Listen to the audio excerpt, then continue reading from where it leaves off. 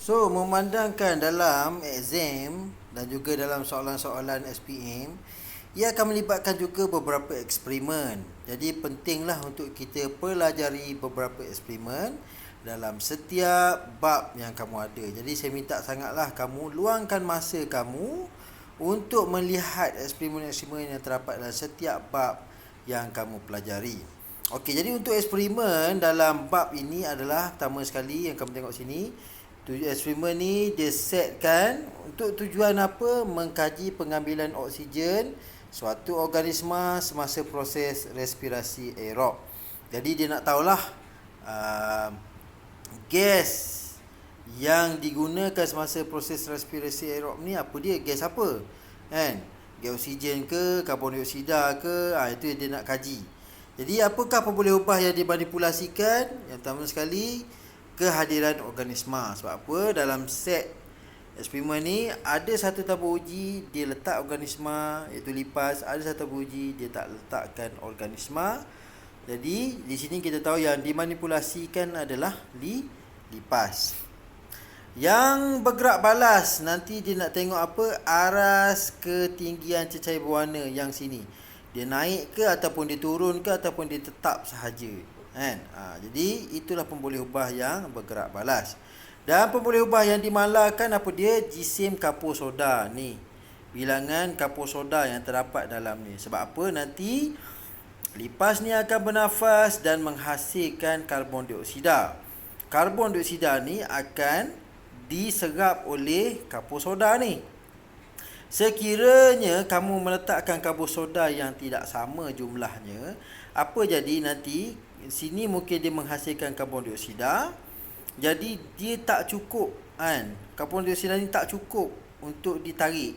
Maksudnya kapur soda ni dia tak cukup untuk menarik karbon dioksida. Sebab apa? Kamu sekarang ni nak kaji mengenai oksigen. Kalau karbon dioksida tak diserap, nanti karbon dioksida juga akan mempengaruhi ketinggian aras larutan berwarna ni dalam tiup kapilari ni. Okey, jadi yang dia nak kaji adalah karbon dioksida, nak kaji adalah apa dia, gas apa yang digunakan semasa proses respirasi aerob. Maksud mana? Iaitu penguraian glukosa dalam keadaan wujudnya oksigen. Jadi bahan radas diperlukan seperti mana kamu tengok dalam ni, iaitu air, cecair berwarna, lipas, kapur soda, vaseline, tabung didih, beaker 500 ml, beaker 250 ml, tiup kapilari, klip skru, kasa dawal, tiup getah dan pembaris. Okey, jadi kamu tengok inilah dia punya setting dia. Yang mana tiup kapilari, dia buat tiup tabung uji ni. Dalam ni dia letak lipas, kemudian ni tiup kapilari digunakan untuk disambungkan ke larutan berwarna. Jadi dia nak tengok apa dia? Dia nak tengok ni, paras air ni dalam tiup kapilari ni. Adakah dia menaik ataupun dia menurun? Okey, jadi apa prosedur dia? Kamu tengok situ, dua tabung didih dilabelkan P dan Q. Kedua tabung didih diisi dengan kuantiti kapur soda yang sama banyak. Kasa dawai dimasukkan di bahagian tengah tabung didih P. Seekor lipas diletakkan di atas kasa dawai tabung Q, tidak mengandungi sebarang organisma. Maksudnya sini P sahaja yang diletakkan lipas, Q dia tak letak lipas. Okey, susunan radas tujuannya apa? Dia nak buat perbandingan lah. Dia nak bandingkan kalau ada organisma, air dia menaik ke menurun. Klip skru ditutup. Sebab apa? Sebab dia nak tutup lah klip skru ni supaya tidak ada udara dah masuk kan.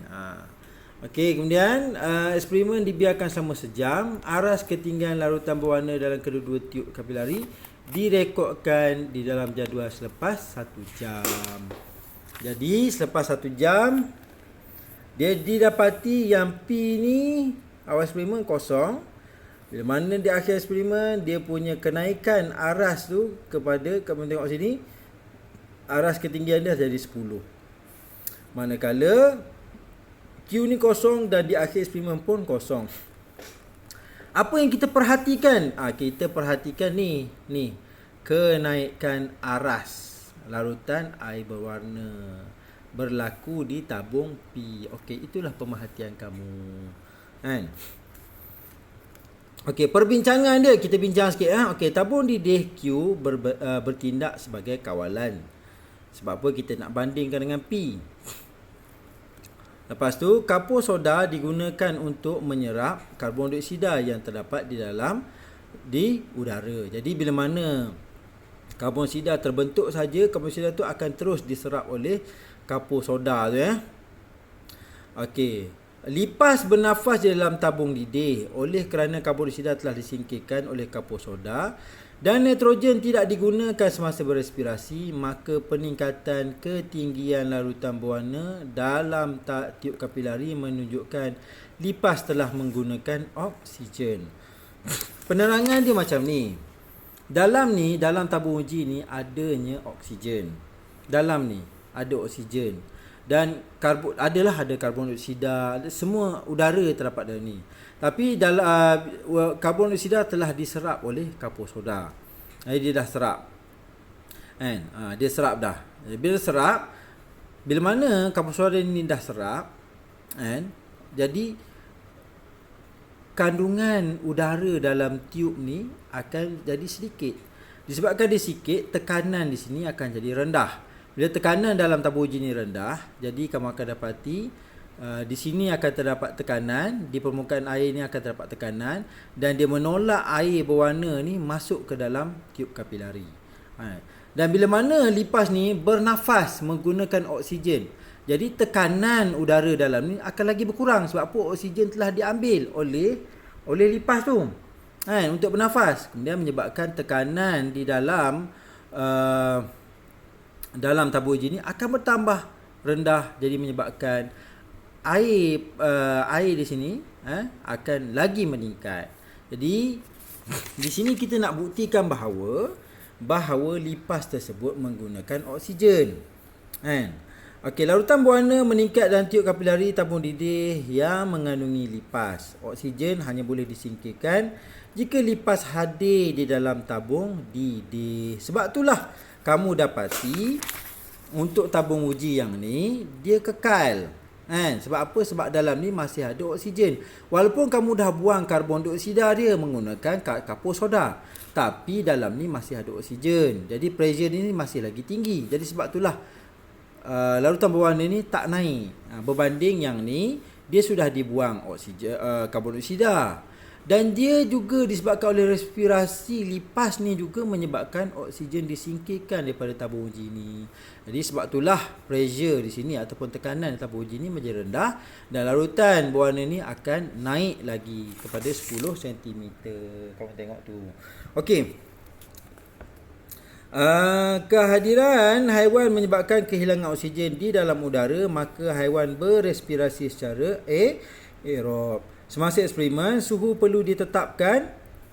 Jadi suhu ni perlu dimalarkan kerana gas mengembang apabila dipanaskan dan gas mengecut apabila disejukkan. Perubahan isi padu pada larutan berwarna yang berpunca daripada perubahan suhu mempengaruhi eksperimen. Sebab itulah nak jalankan eksperimen ni yang perlu dimalarkan adalah suhu.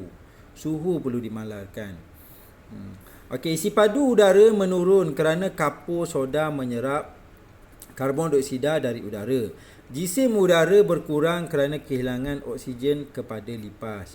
Hal ini menyebabkan tekanan udara di dalam tabung didih menurun, lalu menyebabkan tekanan atmosfera menjadi lebih tinggi. Keadaan ini mendorong larutan berwarna meningkat di dalam tiub kapilari supaya tekanan udara di dalam tiub kapilari sentiasa sama dengan tekanan atmosfera. Jadi sebab itulah kamu akan dapati dalam tiub kapilari di bahagian sini airnya akan meningkat.